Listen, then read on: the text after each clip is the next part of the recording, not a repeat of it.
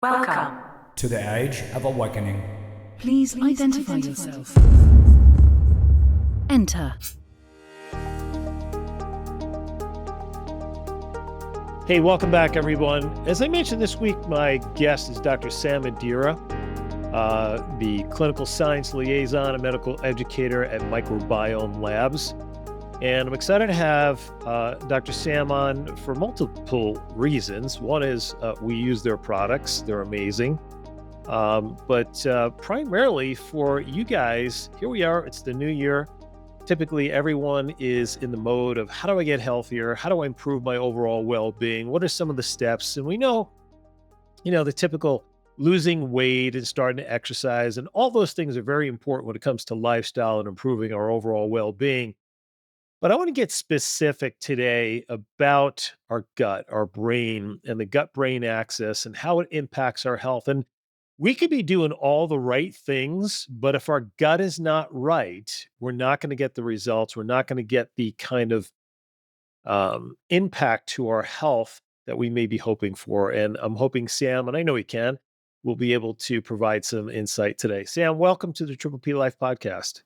Thanks for having me, Jay. Yeah, looking forward to talking to you about all things microbiomes and Microbiome Labs today. Yeah, thank you so much. So let's start right from the beginning.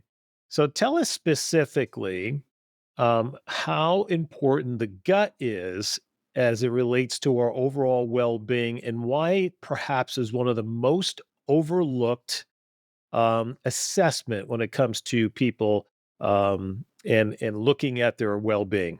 Yeah, I mean, how I was trained as a naturopathic doctor many years ago now is that everything begins and ends in the gut.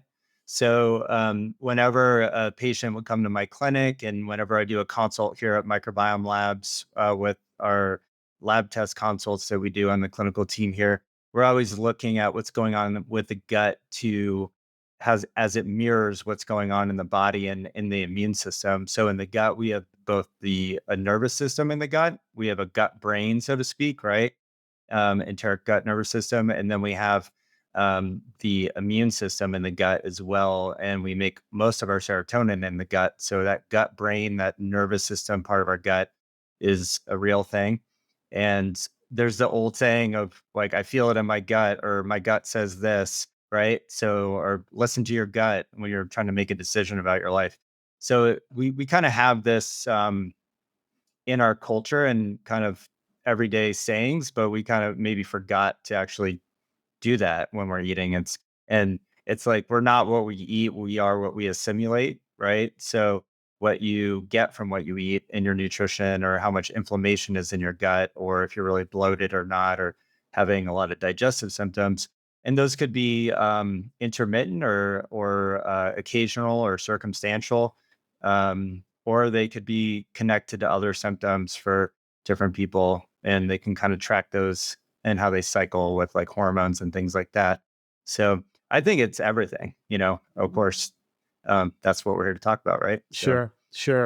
Yeah. So when you reference assimilate, just for clarity for the audience, that means what you consume, actually you're able to utilize the nutrients from those foods that'll help provide optimal health to our cells and to our body. And when the gut is not when our gut is not optimal, assimilation becomes very, very difficult. So therefore, you may think you may be eating well, but you're not getting the nutrients that you think you are getting, and therefore you become nutrient deficient as just one of the effects, correct? Correct. Yeah, exactly. So you absorb a lot of your nutrients are going to be absorbed in your small intestine and your large intestine. And we absorb our fat soluble vitamins A, D, E, K in our large intestine and a lot of water. And there's a lot of osmotic balance of minerals and water that happens there. That's why it's, emergency situation if someone has had a infection in their gut causing diarrhea, whether that's a food poisoning or a very serious infection like cholera, right? So you're probably not seeing, if you're a functional medicine or integrative medicine practitioner in North America, you're probably not, hopefully not seeing cholera every day. But that used to be a big deal. And now in integrative medicine, functional medicine, obviously we're dealing with other things like IBS with anxiety and depression. So Microbiome Labs has products that can help people pretty much no matter what your gut terrain is dealing with. And our approach is a little bit different than other companies. So we can talk about that and how we are aiming to achieve the results and help your body make what it needs to heal itself instead of being on this kind of like, okay, I'm going to take this thing indefinitely. Right. So it's a little bit a different paradigm and framework for even a lot of integrative and functional medicine practitioners that I talk to. Sure, So sure. yeah. And I definitely want to get to that, but I want to start with, if I'm listening to this podcast and I'm wondering, you know, how would I know if I'm having issues with my gut outside of maybe perhaps occasional constipation or diarrhea or an upset stomach or belching, things like that, the obvious signs and symptoms? So that's one question. Then the second part of that question, tell us what are some of the major contributors that create a gut disruption that leads to an unhealthy gut flora, an unhealthy environment within our gut. So, if you can answer those two questions for us, I think it'll give us some real clarity for people to listen. How did I get here, and what causes it? Yeah, that's a great question. So I think a lot of what causes gut dysbiosis today is, this postmodern living, the grind, so to speak. You have people that are working, um, one and a half jobs as their corporate job. They have a family, kids, maybe grandkids. Even if they're retired, their body still has cellular memory of what it was to get to work in the morning and that kind of rush hour morning stress. So a lot of us, what I've seen clinically and here at Microbiome Labs, is a lot of us get used to or know how to push through that. And that's not necessarily a bad thing. That's just what we got to do to get through life. And that's a good thing in a lot of ways. But what that can do is when you have chronic symptoms, is that you learn to not pay attention to something that maybe you should be paying attention to in your body. And we all do that, and that's the world. That's the way it is. And I just welcome people to start paying attention a little bit. And it doesn't mean that you need to complain to every person you see, like in the grocery store, like, hey, I don't feel good today.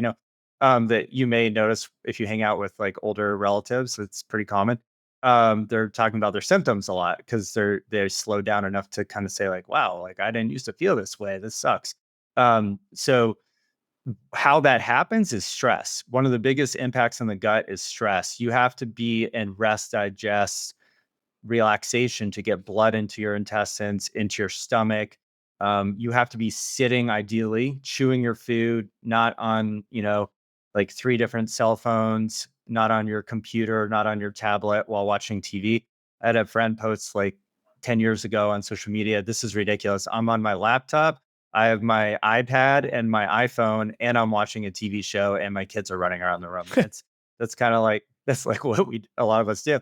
Hopefully not every day, but probably to some degree. So that level of stress, and there's a lot that goes into like circadian rhythm. I'm talking about screens and tablets and how that can throw off your neuroendoimmune system, and that plays into the gut. So all that is going to have an impact. Shift work, travel to different time zones, that's a stress on the system. Infection. So even if it's like a food poisoning, like, oh, oops, I let the turkey out overnight after Thanksgiving and I ate it anyway, or you went out to eat and someone didn't cook things right or wash their hands when they touch your food. That happens. Um, so infection, stress, there can be like vascular disease, cardiovascular disease can add to gut illness and vice versa. So metabolic syndrome adds to that. And, we've seen that clinically a lot. Um, Hormones. So if people don't have adequate hormones, our hormones are essentially in a lot of cases like um, calming and anti-inflammatory to our body. So if we don't have adequate hormones, we could have worse symptoms and be more prone to trending closer to irritable bowel disease, ulcerative colitis, People who travel a lot, so you're going many time zones, but you're also exposed to more people, more vectors. You're exposed to potentially more avenues of contamination, whether it's food or airborne or otherwise. So the infection's a big one. We're all aware of that after the last 5 years. Doesn't matter where you stand on those issues. Everyone has experienced like getting a common cold. And then there's also this kind of like thing about not being used to certain biomes, right? We all share biomes when we're living and cohabitating with people. And then you may go to another part of the world and you're exposed to different biomes. It's not like you ate the wrong food, but you're just not used to that kind of ecosystem and the way they cook foods and the spices. So those things can throw really sensitive people off. I mean, I think mostly clinically, we've become hyper focused on things like mast cell activation syndrome, these really technical terms, and like histamine intolerance. And essentially, our immune systems and our nervous systems are overwhelmed to a point that the buckets are full. So if you think about it, like I grew up like working, a lot of manual labor jobs, construction, on farms, things like that. So if there's people who are like work outside a lot, and you have like 18 drums of whatever in the yard or the on the farm or the job site, we have all these buckets in our body of like, we call them fancy names, but basically the immune system's going to be over or underreactive. It's going to be depleted or it's going to be overwhelmed. And that's like the histamine, the autoimmunity. And we have an epidemic of autoimmunity today and histamine activation. And why is that a big deal? Someone may be wondering who's never even been concerned about that. Well, it can become cancers, multiple cancers can come from autoimmune disease and histamine activation and mast cell activation. So it is concerning. So I think it's hard maybe for like the really tough people to start to pay attention to these things, but you probably see it in your family already. Like, why is that person always bloated? Why can't my daughter or son eat any foods? We grew up eating these foods and now they only eat like 6 foods and I can't feed them a meal at Thanksgiving. Though it's just Thanksgiving. That's why I keep saying that. But we have the holidays coming up, and whenever you listen to this, it could be on the 4th of July, and you're wondering why your wife or husband like can't eat what he used to eat or drink what he used to eat. That's because the gut is just completely overwhelmed. Our food is toxic. That's another category I left out is chemicals. So we have a lot of herbicides, pesticides, etc. Where I live, they're spraying green stuff around these highways. It's a dye, probably with all kinds of herbicides in it. And then other places I've lived near farmlands where they're still crop dusting. They have like canola fields and other fields of these monocrops. So it's the world we live in. A lot of this started in and around during the Green Revolution, post World War II. And the motto then was better living through chemistry. And now we're living out better living through chemistry today. So we see that, where people are just like, why there's these jokes from comedians today you hear online, like, why can't people have peanuts anymore? Or why can't anyone eat wheat who isn't celiac disease? Well, a lot of it is because the stress and the chemicals, and then this load that is actually the toxic load is passed generationally, you know? So I think that a lot of us are kind of like, I hear kind of this like generational, in a comedic sense, but like shaming, like, oh, those kids are just so weak, they can't eat gluten anymore. Well, if you hadn't sprayed the farms and the topsoils for over 60 years with, glyphosate, then maybe we wouldn't have this problem and it's in the groundwater. So it's just, I think in that, I want to say that it's not our fault, right? Like it's not our fault that we don't know what we don't know, but when we know better, we can do better. And I grew up with like GI Joe, so it's like knowing's half the battle.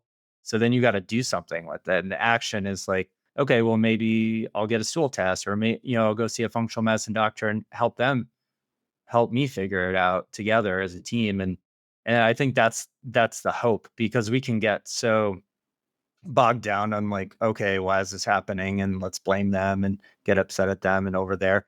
But that's very disempowering. And I like to, hopefully come from a place of hope and empowerment that people can change their diets. You can actually recondition your gut to not have the symptoms it has now. I mean, everybody I know, every other person is bloated most of the day, you know? and everyone's talking about like mast cell activation syndrome and histamine and all this stuff. And whether you have that or not, if you are having symptoms, I would say it's like a check engine light. It's like, hey, it's time to pay attention. Like, you take your car, your truck in to get an oil change, or the car's, air in the tires. Like, have you done that for your body in the last 1 to 10 years? Sure. Probably not. Yeah. Yeah. It's funny as you list all these causative factors. As a listener, I'm thinking to myself, well, there's no hope for me because it's everywhere, it's Yeah. pervasive, it's all around us. And I think the underlying message that you're leading to is that um, there is hope and there is a way to restore your gut. Is that correct? Okay. Absolutely. Yes. Okay. Yeah. Awesome. It's fascinating. Do you have any statistics, percent of population who's dealing with some level of gut dysbiosis? And define two terms for me: dysbiosis and biome, because we've used both of these terms before, and I want to make sure that listeners Mm. understand what those terms mean. Yeah, absolutely. I mean, I'm not exactly pulling it out of like a medical It's fine. dictionary, but I'll just kind of off the cuff, I would say dysbiosis. So like a dys is like a Sure. dysregulation. It's an imbalance.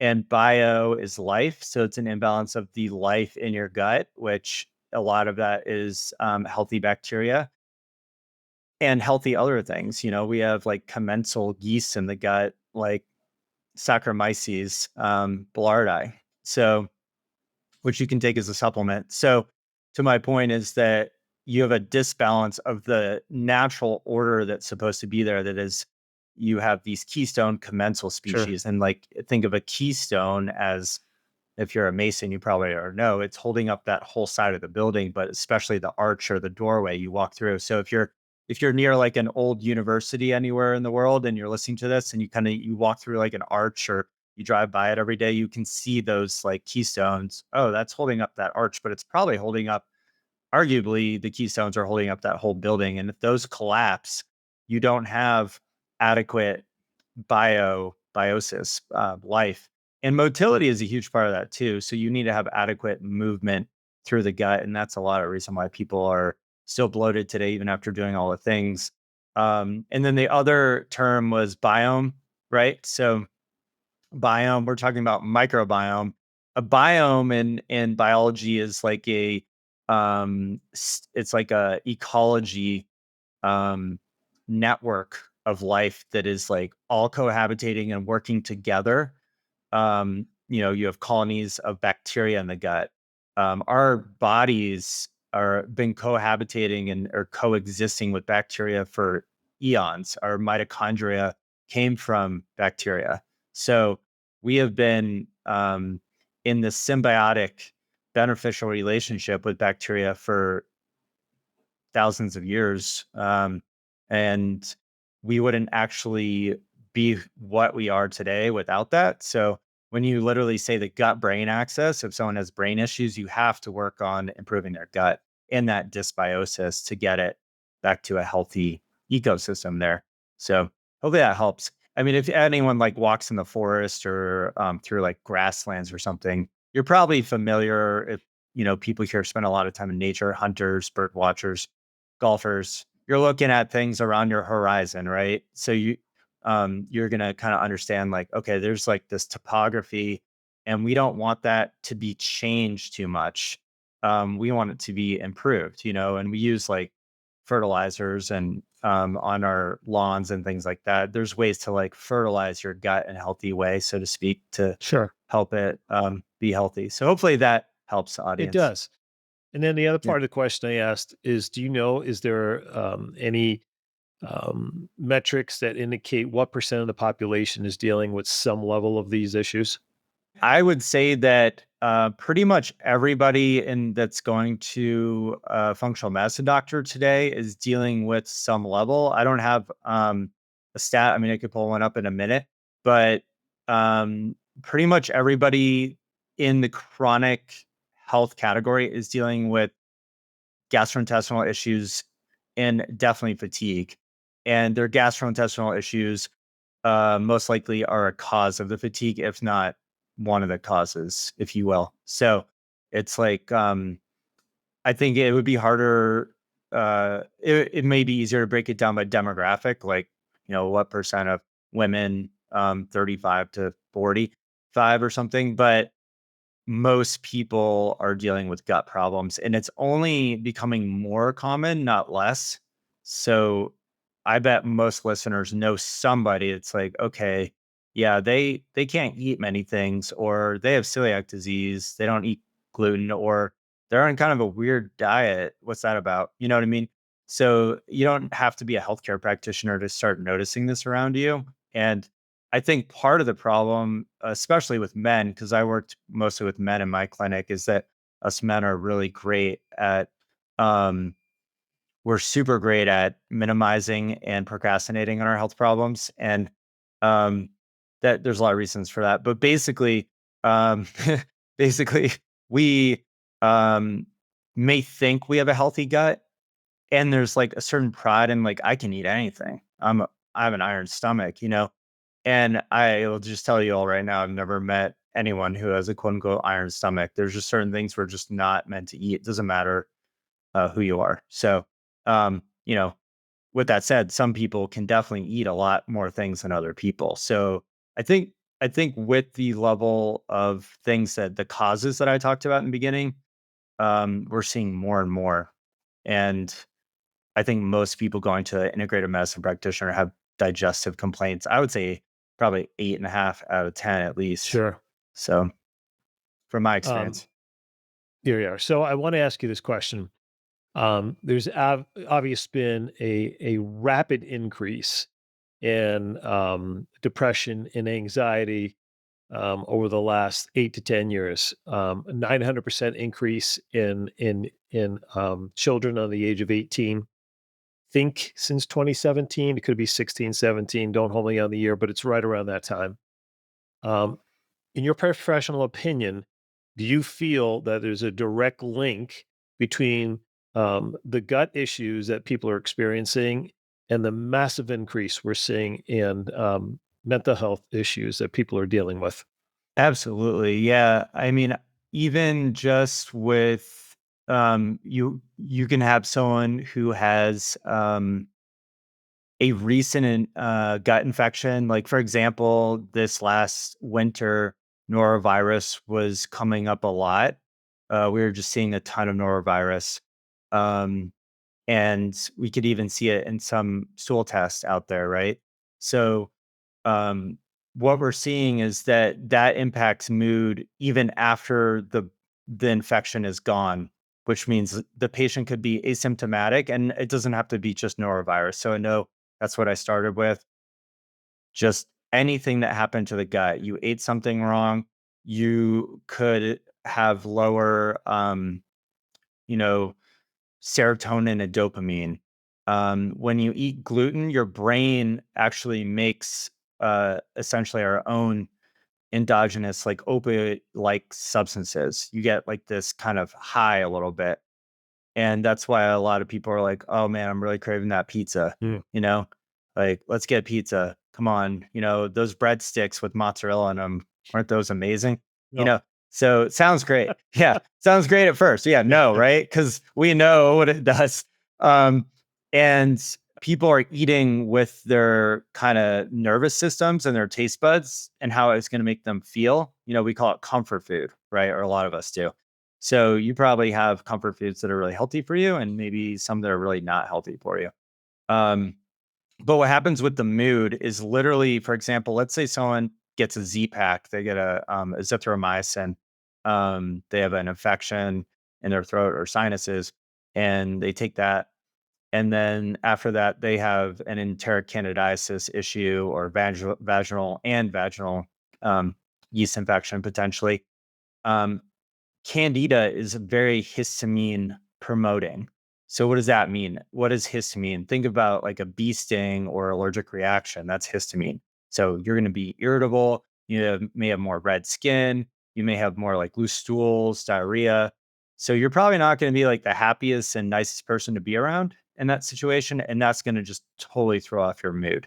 So, yeah, everything that's going on in our gut actually Another name for the biome there is called the psychobiome or the neurobiome, because we actually have like nervous system cells in our gut telling our brain, hey, eat this food.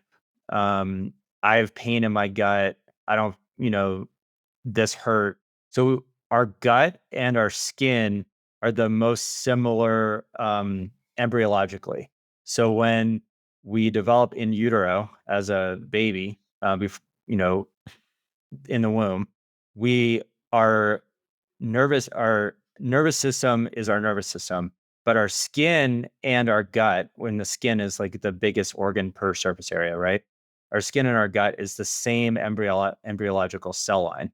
So the similar things that's going on in your skin, if you have a lot of rashes or psoriasis, or you're getting a lot of issues around like hair loss, even a lot of this stuff could be traced back to the gut and what's going on in the gut. And that's something to pay attention to. So, Yeah, it's my own personal experience. I had two specific issues, and we'll talk about testing here in a minute.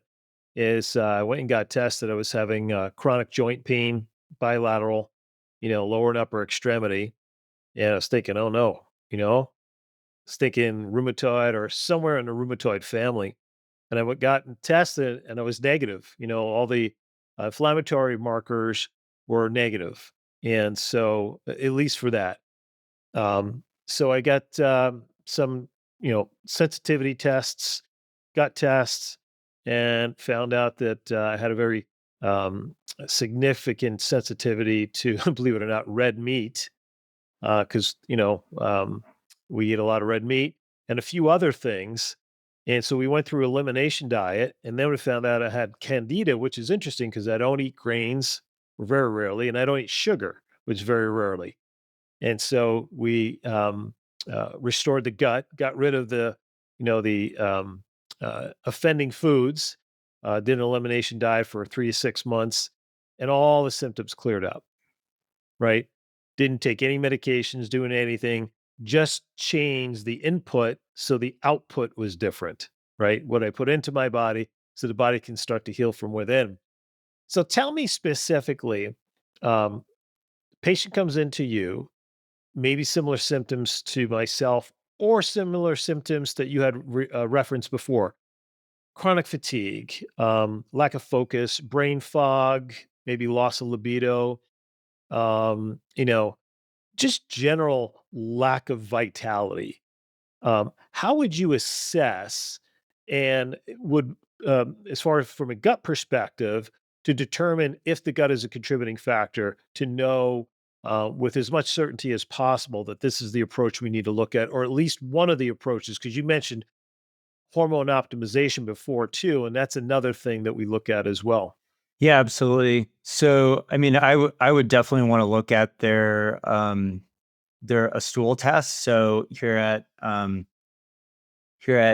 Labs, we have a great stool test called Biome Effects, and it uses whole genome sequencing. So that can be extremely helpful to assess what's going on there, because um, if you don't, I mean, it's kind of like a cliche in the integrative functional medicine space now, like test, don't guess. Like you were talking about doing food allergy tests out there. And without that knowledge, you probably would have eaten differently, For right? sure. And you ate differently afterwards, of course, right? So it's it's like kind of a gold standard of the olden days was like look at food allergies and stool testing would be a good start. Obviously, thyroid antibodies, probably an ANA reflex test, just to make sure there's no other antibodies to any other tissues. In autoimmunity being so common, more so in women today than men. So there's still men that are going to have autoimmune disease though. Like Of I've had course. male patients come to me and they're like, I think I have low testosterone. I have all the symptoms. They have all the symptoms on the intake questionnaire of low testosterone, and they have like 6 out of 15 of the thyroid. And then they have Hashimoto's thyroiditis, autoimmune thyroiditis, causing fatigue and brain fog and low motivation. So a lot of these symptoms obviously have crossover. And it doesn't mean that they didn't need improvement with their testosterone, but that was not the main thing that was found. Looking at the gut, I mean, basically, you could interview, obviously, your patient. If you're a practitioner, the patient can really give a detailed explanation what's going on there. I mean, even before spending money on a stool test, I'd highly recommend, as a layperson, not a practitioner, before you get to a practitioner, going online, Google image the Bristol Stool Chart. So Bristol, Bristol, stool chart. And you can look at that chart, and at least, 3 times a week in the beginning, maybe every day for a little bit, if you're having a lot of symptoms, looking at your stool, your bowel movement before you flush it, and then giving it the number on the chart. It's 1 to 7, and that's an evidence-based chart. It's super easy to look at. I mean, they even have like kids charts out there now, so you can print that out or buy one, and probably for nothing online, and put it above your toilet for your family. I'm sure they would love that, but so uh, it's could be educational though, because before you do a test, it just is helpful when you talk to a practitioner those first 2 to 3 visits, especially if they say like, "What's the consistency of your stool?" and you're like, "I don't know, like it. I just flush the toilet and go about my day," or I don't know, I guess it's a little loose, but loose is different than like loose with blood and mucus, right? Or like watery. Um, or sometimes it's regular and sometimes it's not. It's like, okay, what's going on there? So starting to like check in with yourself first is the pathway to health. Like, okay, like I have this symptom. Does it happen after I eat certain things? You can even keep like a food diary 1 or 2 days a week. And that can be helpful to like just write down what you ate, when you ate it, for like 2 weekdays and one weekend, and then bring it to your practitioner and say, like, this is what I'm eating. Can you help me? And they may be able to improve your symptoms just by changing that. And then if you're not getting any improvement or as much improvement as you're looking for by making those dietary changes, then you can go into the testing. Especially if, sometimes people are just like, well, that just seems like a lot of money for something I don't fully understand yet. And I totally get that. So, and a lot of patients I worked with and have worked with are very data interested and data obsessed in a good way. So they would just say like, "Hey doc, just order the tests, let's go." But you can get a lot done just on that alone. And then, I mean, basic blood tests, it's going to be a little bit of different for each patient. Male and female hormones, thyroid, cortisol would be great to get. Maybe a salivary or a urine cortisol pattern, diurnal pattern throughout the day would be good. But when you're talking about digestive symptoms, if you could combine a Bristol stool chart number, for at least like once a week for a month or two, with a stool test, and then retest, 4 to 9 months later, depending on what's going on. But we've seen patients totally improve from having like IBD once they get a test like this, because they have data that and it's beyond what you'll see on a colonoscopy, right? In an endoscopy, we're not looking for just pathology, right? Yeah. So it's here at Microbiome Labs, we're looking for very specific microbes in a database compared to over 1 million other microbes, and comparing you to healthy cohort of that biome, of that ecosystem. So it's like saying like, okay, let's hook up the car engine and get a diagnostics, versus like, let's open the hood and try to see what we can figure out on our own just by looking around. You're going to get a lot more from that printout, and it's not like a one-page thing. It's pretty in depth. So we do consults. We review them with practitioners here, so that practitioners can be educated on how to review them with their patients. And we have a lot of free education and other education here at Microbiome Labs too. But that's how I would go about doing it. Of course, I mean, there's like the saying, as the saying goes, you get like 3 functional medicine practitioners in one room, and you might get 10 treatment plans for the same patient. So it's like, you know, That's the yeah, yeah, the art side of it, right? yes, Yeah, you got the science exactly. side, and then you have Yeah, the art side. You got to apply it to it. yeah, So what, yeah. for an individual, I've heard a variety of different numbers. What is considered healthy bowel movements? Is it once a day? Is it twice a day? Because I'm guaranteed there's a lot of people Mhm. out there who don't even go regularly. So, and would that be a sign, a Mhm. symptom of gut dysbiosis or any other Mhm. issues going on with their gut? Yeah, so I would say if someone has ideally 1 to 3 well-formed bowel movements, and optimal on a Bristol stool chart is in the middle there. I believe it's number 4. So if you're listening and you Google image or you put it into whatever search engine you like using, and you put in Bristol stool chart and you see the number 4, it's well formed. It's like a banana, Yeah. right? Or um, so it doesn't break up when you flush.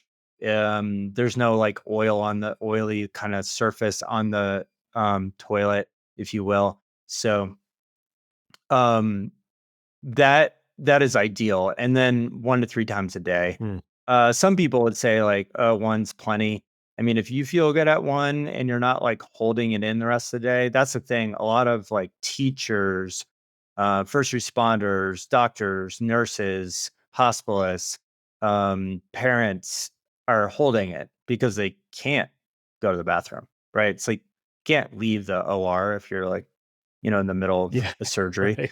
Right. So, and, maybe astronauts too, or whatever, but 'cause, we're like obsessed with rockets these days. So, it's just the point being is I understand there's like a cohort of people who are like, well, like I'm going to maybe get one in a day if I'm lucky. And but other people, if you are working from home and you can go to the bathroom, like go to the bathroom.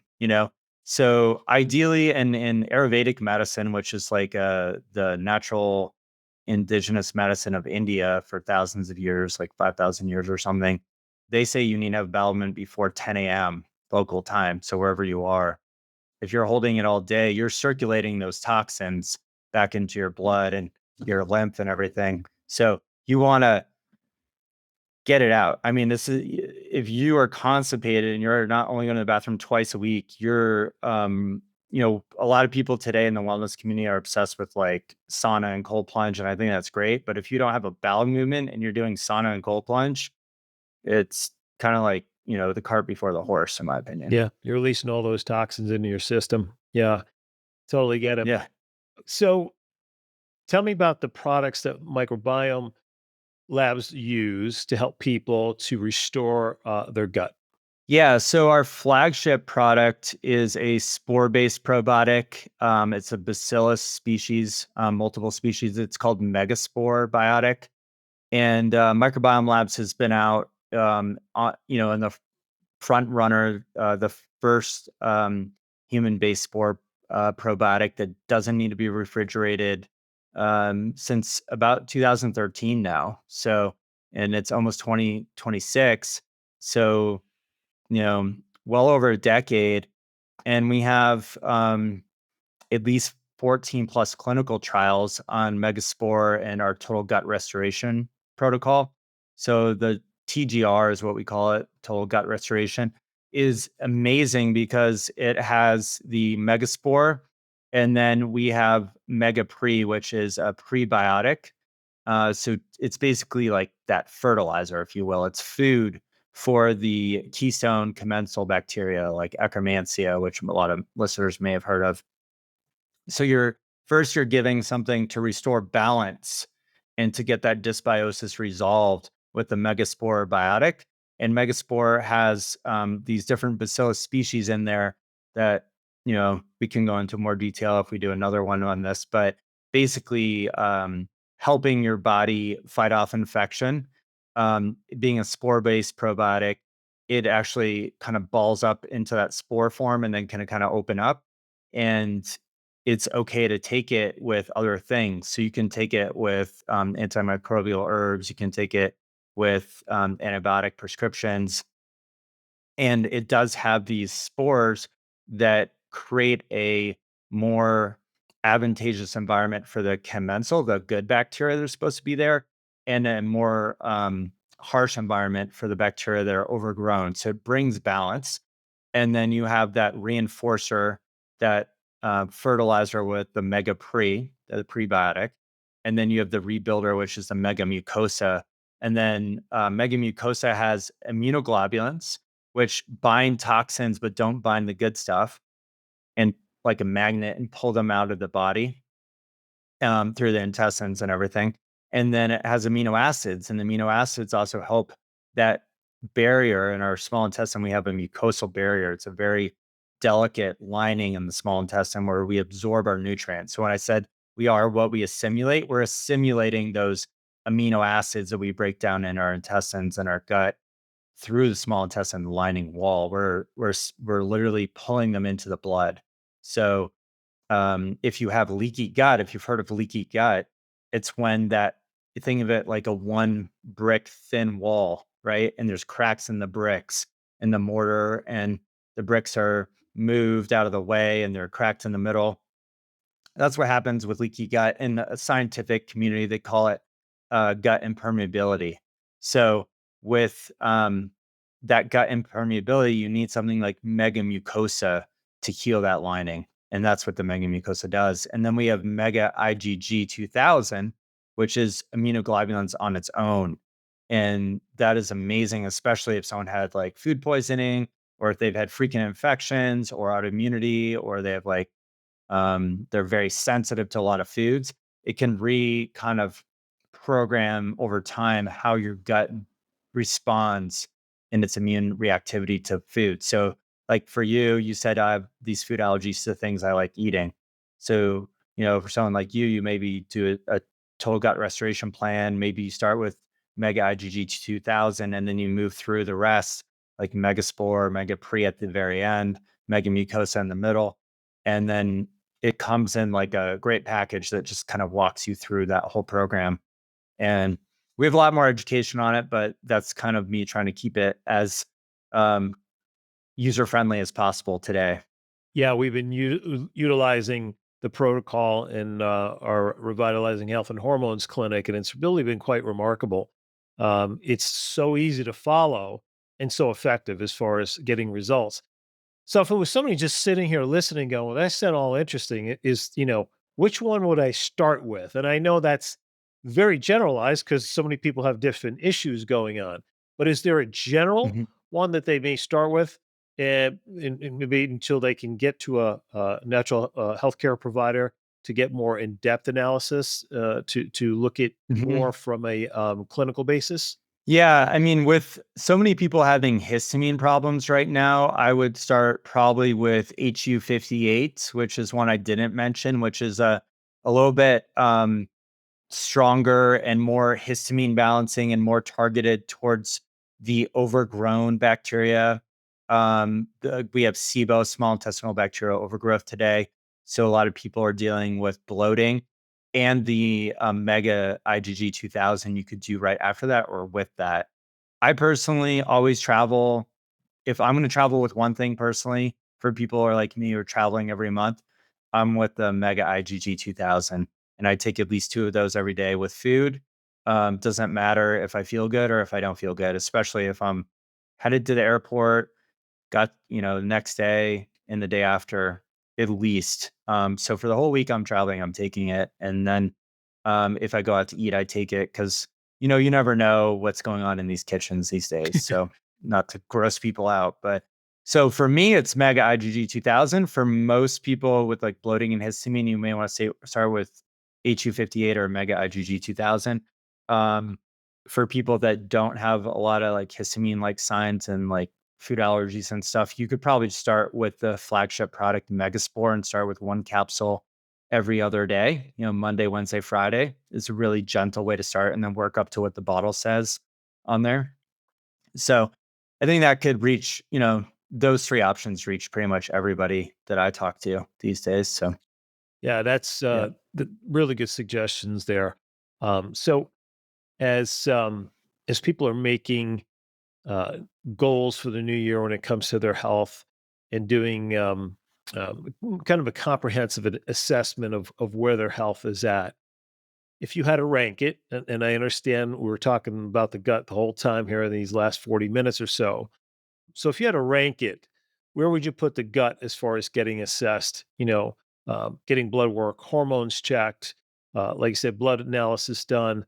where would you rank it as far as a priority standpoint that people really should get their guts assessed in from a real comprehensive standpoint?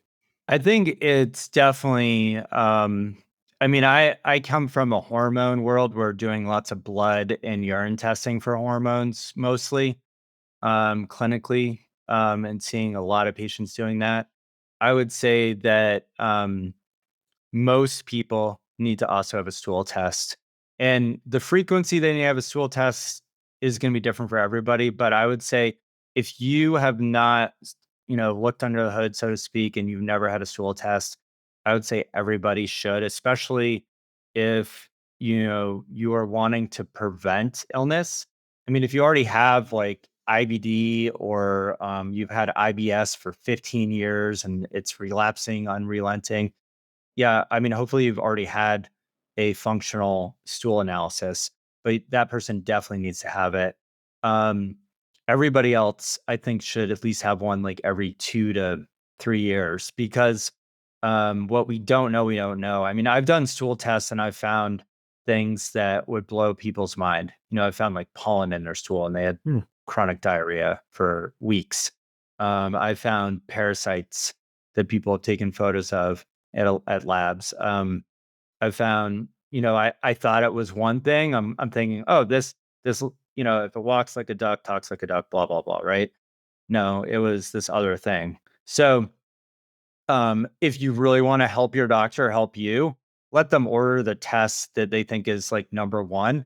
And I think that's a really good question too, Dr. J, because a lot of people in the functional medicine world are ordering like $3,000 worth of tests for everybody. And well, some people may need that in the first 2 to 3 months because one, they have the resources and it's not going to like, totally make it stressful for them to eat well and, afford food in for their family and gym membership to get healthy, right? Yeah. Um, I it's I that's been a criticism out there. So it's like, yeah, if you can't afford to eat well, go spend what you'd spend on a stool test and eat better for that next 2 months. And like do something for yourself that brings you joy. But if you can afford the test, I think it's a great question to bring to your functional integrative medicine practitioner and say, like, if you could choose one test based on everything I've told you in these first two visits in my intake forms, what would it be? And for me, I mean, you can get a lot of blood tests done. Not all the things that I would want to see by any means at through insurance-based care. Definitely not, but it's a start. And that plus a stool test for a lot of people, it can really move the needle. Because again, if you're not absorbing what you're eating, then it's like, what are we doing here? Sure. Right. Yeah. So, Yeah. And I think it's important also to mention that if you go to your traditional doctor, um, they're not going to order or do these tests. And the primary no. reason is they're not Right. trained in it. They're not taught this stuff in medical school. And so you really have to find a very highly qualified natural doctor in a sense that has, that's been a part of an integrative system that understands it at the level in which Dr. Sam understands it. Because even with hormones, we see people who come into our clinic and they want to get their hormones test. They go to their MD, particularly women, either perimenopausal or menopausal or postmenopausal, and they won't test it. And the reason they won't test it is because they don't know what to do with the information. So again, not to throw shade on my medical brothers, but they'll tell you we're not trained in this. We don't know how to deal with it. So I think it was an important point to make sure that I let my listeners know. Absolutely. Yeah. And we can also see things on some of these functional stool tests out there that would be a red flag, and a good integrative functional medicine practitioner will send you back to your primary care doctor or a gastroenterologist and say, it's time for an endoscopy. It's time for the colonoscopy, even if it's like out of sync with your schedule, if you already have had one. Yeah, So I think I really appreciate you saying that too, because a lot of people say like, why can't, insurance cover this? It just doesn't. yeah, It's not out of their ecosystem. They don't understand it. It's not their thing. And a lot of what I've heard from patients over the years is that allopathic practitioners actually get a little frustrated about it because they want to know, they want to help you. And you asking them to do it would be like asking me to speak Latin. It's like, I don't speak that language, so Yeah. please don't ask me to. Sure. And I've had patients bring me tests where I'm just like, I don't understand the metaphysical aspect of this. I'm not throwing shade on that either, but that's not my specialty. So I think you should go back to the person who ordered that for you. Just like if I prescribed you something, I would hope that that patient's not going to somebody else to get like a second opinion Sure. on it. It's like go to the person who prescribed it and like work it out with them. Just like that with the testing too. And you know, I think in a perfect world, we would all kind of work together because in my mind, it's like I always told my patients, I work for you. So if there's something I'm not doing, just tell me. Like if you're working with a functional medicine practitioner and you feel like you're not making progress that you want to, hopefully you have a good doctor patient relationship there where you can go to them and say, like, hey, I'm kind of frustrated. Like, I thought in a year and a half I would be at this point. Like, can we revisit these symptoms? Because I'm actually not feeling better. And honestly, if you don't say it and you just say I'm good, we think you're good. So I think that's the biggest thing I see, the obstacle to people getting better is patients having agency, because the dominant system has taught people that they don't have agency. Um, and it's not really the doctor's fault by any means. The system itself is not there to help the doctor and the patient relationship thrive. So, and that actually will help your gut, because then you'll feel comfortable in front of your doctor Right. and not like nervous, like, oh my God, is he gonna or she gonna be upset if I tell them I'm not better yet? So yeah, but I think that the benefit of getting a stool test, I mean, I personally try to get one every 2 years. So I think that, if you take your car in to get an oil change when it's supposed to, whatever is every 5, 6 months ish, hopefully you're also like checking in on your health at least once a year, every 2 years, even if you feel amazing. Does that also screen for colon cancer? The stool test? Ours doesn't, not directly, but in the future we are adding on. There'll be add-on tests that will be an add-on fee that will have tests that can screen for things like fecal cord blood, calprotectin, and calprotectin's it is not on the test right now. So just to clarify, I don't want people to Okay. like go to their doctor and be like, someone said this has this on it Yeah. now. But that is up and coming. I can't say when because we don't know yet, but it will be there. So the short answer is not yet. And I just want to circle back to the comment you mentioned before about the insurance companies. And, you know, I always tell people that your insurance company is not vested in your health. That's your responsibility, right? Just like your auto insurance doesn't pay for oil change, rotate your tires, keep the car in good working condition so it lasts long. Wish they did, they don't. The only thing they cover is crisis care, and they only cover that at a fraction to get you out of crisis. Doesn't get you well, get you out of crisis. And it's our responsible, people like you and I, to educate the public really what it's not health insurance. It's sick care, crisis management coverage, flat out, nothing more. So, Absolutely. yeah. Well, Yeah. Dr. Sam, this has been great. I really appreciate you taking the time. It's been an interesting conversation, very eye opening. And if people want to learn more about Microbiome Labs or about yourself, I know you have a podcast. Why don't you give us some information where they can find you guys? Yeah. So you can go to microbiomelabs.com, and we actually are going to have a new website out sometime in 2026. So it will be even better than it is now. And it's pretty awesome now. So we even have, under different products, we even list like the research studies that you can read if you're really into evidence. What's the evidence around each ingredient, the different probiotics and things like that.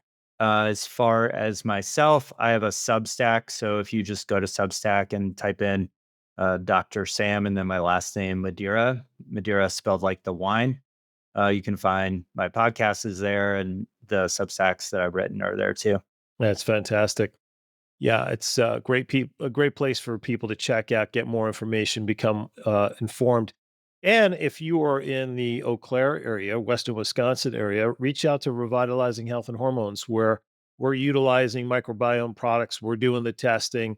We can get you the product necessary, assuming you have issues, to restore your gut, to get you on a path of real health and wellness in 2026. So, Sam, thanks again for being on. I appreciate your time, your knowledge, your wisdom, and your passion for this topic. Yeah, thank you so much. Thanks for having me. You bet. Appreciate it. You bet. Until next time, as I always say, you guys be well and just be you. And you'll always live your Triple P life. Take care.